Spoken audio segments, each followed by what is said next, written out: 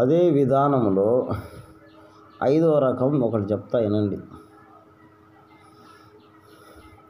ఒక రాగి డబ్బా పైకి తీసుకోండి, ఒక దళసరి తగరం రేకు కూడా తీసుకోండి. అంటే రాగి డబ్బా శుద్ధి చేయాలి. నేను చెప్తున్న ఇంతకుముందు గతంలో ఆ విధంగా దాన్ని తీసుకొని బాగా శుద్ధి చేయండి.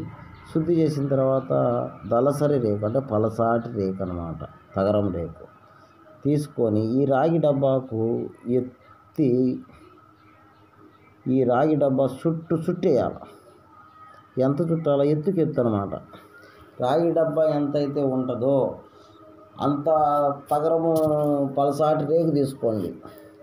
తీసుకొని ఎక్కడ ఏ గ్యాప్ లేకుండా మొత్తం చుట్టేయండి.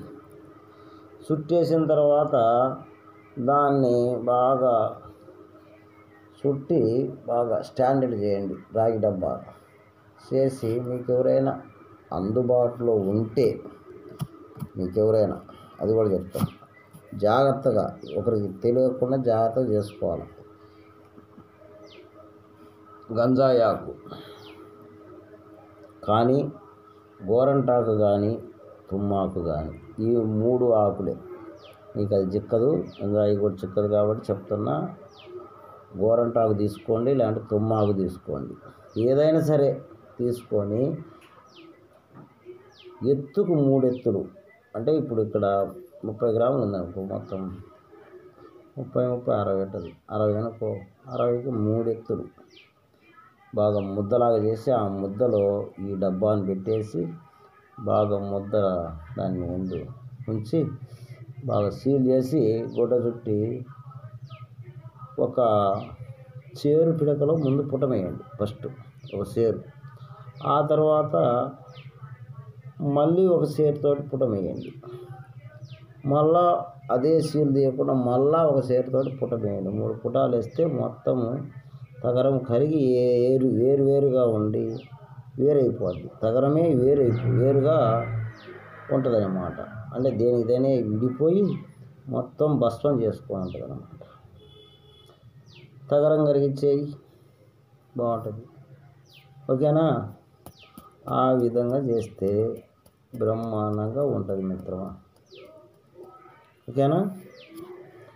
విశ్వకర్మ అవగాహన వీడియోస్ ప్రతి ఒక్కళ్ళు బాగా మంచిగా చేసుకోండి. చేసుకున్న తర్వాత మీరు దాన్ని ముందుకు తీసుకెళ్ళచ్చు. ఓకేనా? ఆ విధంగా చేస్తే మీకు మంచిగా బాగుంటుంది, పని కూడా బాగుంటుంది. ఓకేనా? కానీ ఇక్కడ ఒక వ్యవహారం చెప్తాయిరండి. ఈ మీరు రాగి డబ్బాలు అంటే మంచి డబ్బాలు తీసుకోవాలి, మంచి ఒరిజినల్ ఉండాలి డబ్బాలు.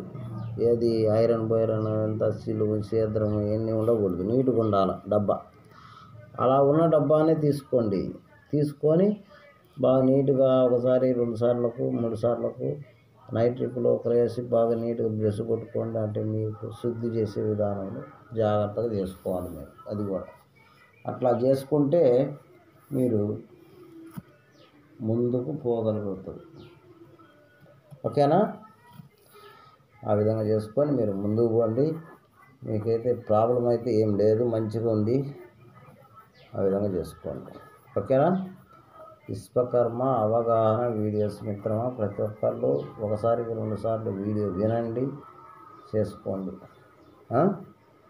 ఓకేనా? Thank you.